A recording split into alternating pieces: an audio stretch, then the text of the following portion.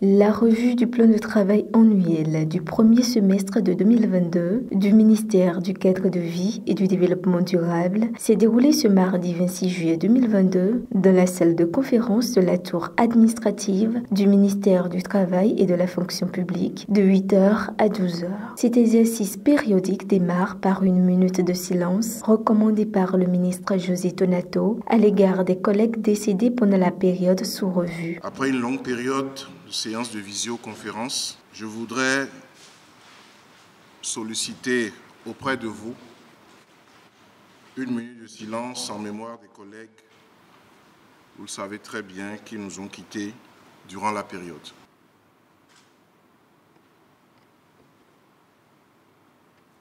Merci à tout le monde. Cet exercice d'évaluation et de partage d'informations sur leur performance contribue à 3 objectifs fondamentaux de suivi et d'évaluation des projets, à savoir 1. Mieux gérer l'action publique. 2. Assurer la redevabilité envers les parties prenantes. Et 3. Favoriser notre apprentissage. Il s'agit également d'évaluer les dispositifs de l'an 2022, marqués par le début du PAG2. Voici donc le tableau d'exécution à mi-parcours du budget 2022. Au cours de l'exercice 2022, notre département ministériel a bénéficié d'une enveloppe budgétaire de 170 milliards 252 millions 34 900 francs CFA.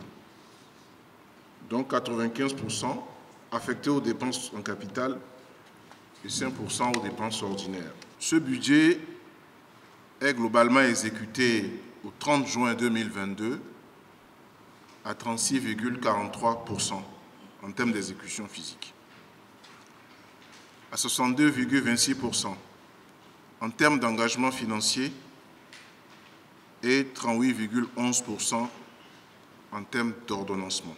Nous avons un retard d'1,33. Depuis 2020, 2021, nous sommes montés.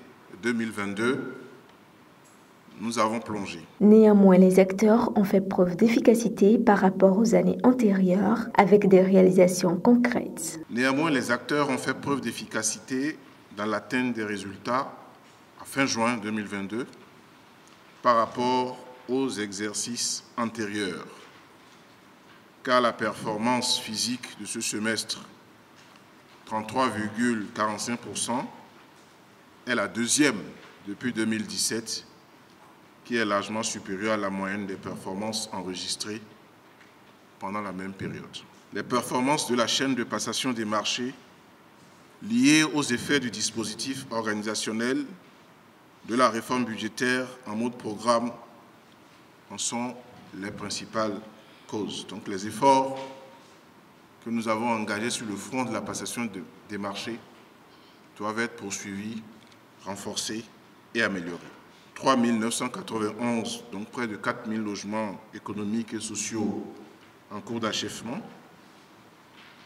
3 nouveaux bâtiments administratifs construits. 1 384 000 m3 de sédiments dragués dans le lac Ayémé, 152 hectares de superficie de mangroves reboisées et 5 702 hectares de plantations forestières réalisées. Les perspectives d'une tendance meilleure au prochain trimestre est vivement souhaitée. Les perspectives d'une performance meilleure au prochain trimestre sont plausibles et les points d'ancrage que nous aurons ensemble identifiés mériteront toute notre attention, particulièrement la mienne, vous le savez, comme il est de tradition.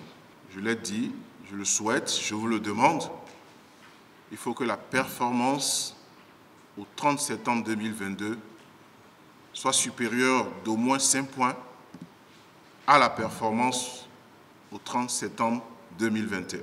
C'est pourquoi, et dans cette perspective, que je voudrais vous inviter à un examen approfondi de nos résultats en mettant en exergue tous les goulots d'étranglement à surmonter et les propositions concrètes afin que les résultats soient excellents au prochain trimestre. Les responsables des programmes et structures et toutes les autorités, surtout le ministre, sont remerciés convenablement pour leur disponibilité pour l'atteinte des objectifs de cette assise. Je ne saurais terminer mes propos sans remercier encore une fois les autorités ici présentes et en particulier Monsieur le ministre du cadre de vie et du développement durable pour leur facilitation et pour avoir honoré de leur présence cette cérémonie. Mes remerciements vont également à tous les responsables de programmes et structures qui ont chacun joué leur partition dans l'organisation de cette revue. Enfin, pour finir, permettez-moi de remercier toute l'équipe de la DEPAF qui, malgré les contraintes, a pu surmonter les difficultés pour la tenue effective de la présente rencontre. C'est avec une ardente conviction que cette revue aboutira aux résultats escomptés que je souhaite plein succès à nos travaux. Réunis en présentiel depuis des mois de travail en visioconférence, c'est également l'occasion pour ces acteurs d'évoquer les difficultés rencontrées et les approches de solutions après 6 mois d'exercice.